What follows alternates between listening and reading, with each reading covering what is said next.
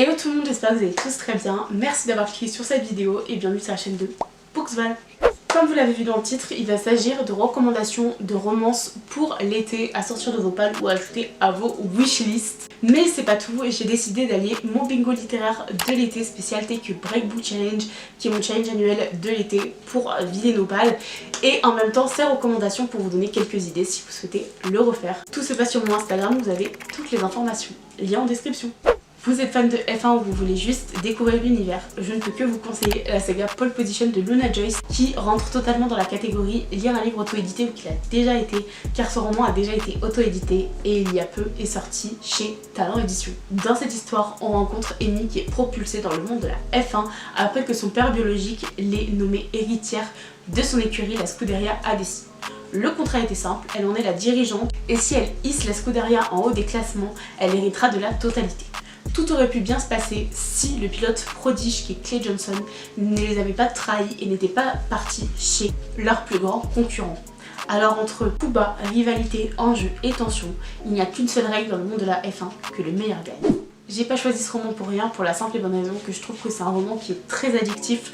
Pour ceux qui adorent la F1, vous allez adorer, et pour ceux qui comme moi sont moins connaisseurs, vous allez tout comprendre. L'autrice nous immerge totalement dans son univers, tout est très compréhensible et franchement c'est hyper agréable de lire un roman dont on ne connaît rien et où on comprend tout. L'écriture est hyper fluide et hyper addictif, le roman a des enjeux qui sont hyper intrigants, qui nous donnent envie de continuer et je trouve que c'est le livre parfait à dévorer en une après-midi. Vous avez adoré les off-campus et vous n'arrivez pas à retrouver de saga avec la même vibe. Restez sur cette vidéo car je vous présente la saga Vancouver Storm de Stephanie Archer. Les 3 premiers tomes viennent d'être traduits chez les éditions EH, que je remercie d'ailleurs pour l'envoi de ces 3 tomes.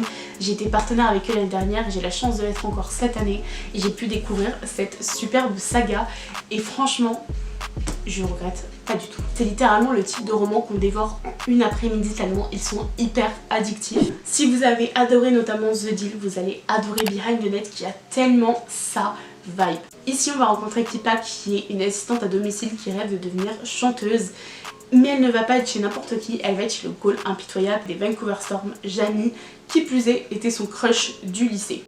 Le deuxième tome, mon préféré. Ici on rencontre Hazel qui est kiné pour l'équipe de hockey et il y a une seule chose qu'elle déteste, c'est vraiment les hockeyeurs depuis qu'il y en a un qui lui a brisé le cœur, sauf qu'il se trouve que son ex va être sélectionné pour rentrer dans l'équipe et elle va demander de l'aide à Rory pour faire semblant qu'ils sortent ensemble car la seule personne que son ex ne peut pas supporter c'est bien lui. Sauf qu'il se trouve que lui il a déjà un petit crush sur elle depuis un long moment et que ça va donner une histoire très intéressante. Le petit dernier qui est sorti, The Wingman. Dans ce tome-ci on va rencontrer Darcy qui depuis sa nouvelle rupture n'a qu'une seule idée en tête, flirter avec d'autres gars, draguer d'autres gars, sauf que ça plaît pas forcément à son meilleur ami Eden qui a un crush sur elle depuis un long moment, mais il va décider malgré tout de l'aider dans cette quête, sauf que peut-être qu'il attendait juste le meilleur moment pour devenir un peu plus qu'un meilleur ami. Je ne peux que vous la conseiller. Je vous l'ai présenté dans ma précédente vidéo qui était le vlog lecture pendant 4 jours sans wifi. Je vous mets d'ailleurs un lien vers la vidéo juste ici, sinon vous pouvez tout simplement cliquer à la fin de la vidéo sur ma précédente. Mais j'ai envie de vous présenter The Cheat Sheet pour la catégorie lire un livre connu sur le BookTok parce que ce roman-ci j'en ai entendu tellement parler et je comprends pourquoi. Ici on va rencontrer Brie qui est une ancienne danseuse étoile et son meilleur ami Nathan qui est quarterback dans une célèbre équipe de football américain. Il se trouve qu'ils sont meilleurs amis depuis le lycée et même s'ils se sont un petit peu perdus de vue pendant leurs années universitaires, leur amitié était inchangée quand ils se sont retrouvés, sauf peut-être le fait qu'ils soient amoureux l'un l'autre depuis tout ce temps et qu'ils n'osent pas se l'avouer. Mais quand lors d'une soirée un petit peu trop arrosée, Brie ne fait pas attention qu'elle parle à une journaliste et avoue qu'elle est amoureuse de son meilleur ami, l'agent de Nathan décide de faire passer ça pour le fait qu'ils sont en couple. Donc s'ensuit un petit fake dating, un best friend to lovers et une histoire très douce. Ce roman est un bonbon, c'est le type de roman qu'on a envie de prendre pour se libérer l'esprit, sourire, avoir des papillons dans le ventre et c'est exactement ce que ce roman procure, on a juste envie de lui faire un énorme câlin.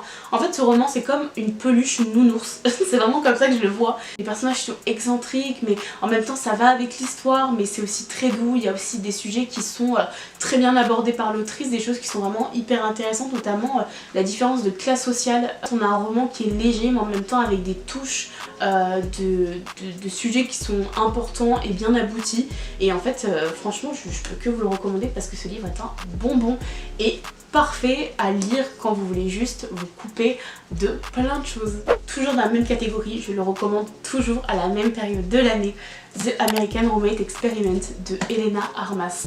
Ici on va rencontrer Rosie Graham qui est une autrice qui a quitté son travail mais qui n'ose pas dire à sa famille justement qu'elle a quitté ce fameux travail et qu'elle est autrice de romance. Sauf que quand le plafond de son appartement à New York va littéralement s'effondrer sur elle, elle va prendre les clés de chez sa meilleure amie Catalina, partir en lune de miel pour s'installer chez elle. Sauf que ce qu'elle n'avait pas prévu, c'est que le cousin de Catalina, sur lequel elle a toujours eu un crush, allait lui aussi débarquer dans son appartement et s'ensuit là une colocation délicieuse. Un roman avec beaucoup de tension, beaucoup d'humour, beaucoup de green flag.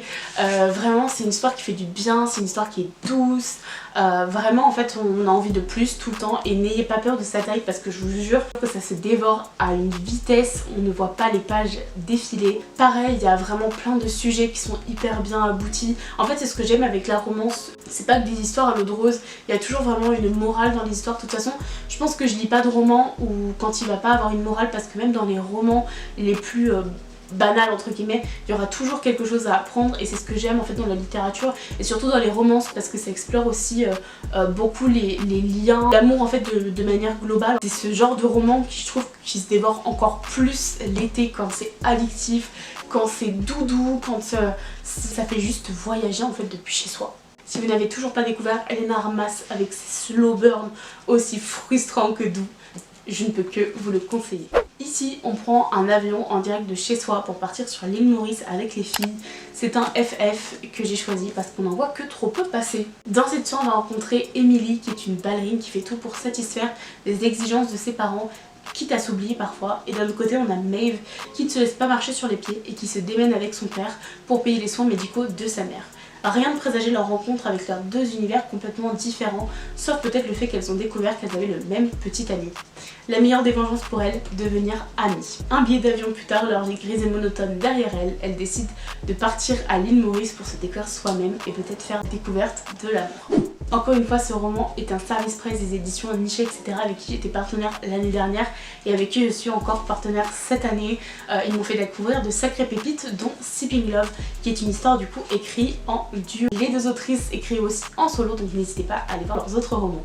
J'ai eu la chance de rencontrer les deux autrices en dédicace et elles sont trop mignonnes, elles sont adorables et je ne cesserai de recommander ce roman parce que c'est un petit Friends to Lovers, c'est un FF, on voyage depuis chez soi. En fait c'est un roman qui fait du bien encore une fois avec des sujets qui sont importants.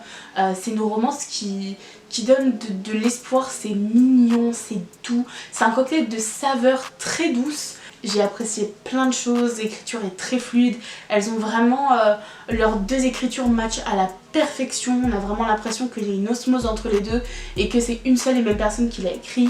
Il y a une alchimie de dingue en fait dans le roman et à l'extérieur du roman, ça se ressent et franchement je ne cesserai de recommander ce roman parce que déjà il y a peu de FF je trouve qui sont traduits ou peut-être que c'est moi qui regarde pas au bon endroit, c'est possible. Donc si vous avez des recommandations de FF, je prends, mais en attendant vous devez absolument découvrir ce roman pour un moment très mignon. Pour la catégorie lire un livre qui se déroule en été, je vous ai choisi ma dernière lecture que j'ai adorée, qui est Le temps d'un été de Abby Jiménez. Si vous aimez les romances qui se passent dans un ton léger mais en même temps avec des sujets profonds, intéressants et bien construits, ce roman est fait pour vous. Ici, on rencontre Emma et Justin qui ont exactement la même malédiction. Dès qu'ils sortent avec quelqu'un et qu'ils se quittent, la personne avec qui ils étaient trouve leur âme sœur. Ils vont donc se contacter via les réseaux sociaux et ils vont tout simplement se rencontrer et faire semblant de sortir ensemble tout un été afin de rompre la malédiction et qu'ils puissent rencontrer leur âme sœur. Sauf qu'il se pourrait bien que le destin ait d'autres projets pour eux deux. C'est vraiment un roman qui est plus qu'une romance à mes yeux, c'est un roman qui m'a profondément touchée parce que je trouve que l'autrice aborde plein de sujets comme la santé mentale, un manque de communication, un manque affectif et en fait il y a vraiment plein de sujets qui sont hyper intéressants et super bien traités par l'autrice. On sent en fait que c'est des sujets qu'elle maîtrise et dont elle a vraiment envie de partager. C'était une histoire qui m'a bouleversée. En fait j'ai autant souri que ça m'a fait mal au cœur parce qu'en fait les personnages sont ils ont tellement des conversations hyper intéressantes etc. Et en fait on en revient au fait qu'il y a certaines romances comme ça qui tout simplement sont hyper intéressantes et qui sont plus en fait que ça, qui ont des choses à apprendre et c'est exactement ce que j'ai retenu en lisant ce roman, donc je ne peux que vous le conseiller. Et voilà, c'est la fin de la vidéo, j'espère qu'elle vous aura plu. J'hésite à faire une partie 2, n'hésitez pas à me dire si ça vous tente. Et puis moi je vous fais de très gros bisous et je vous dis à la prochaine.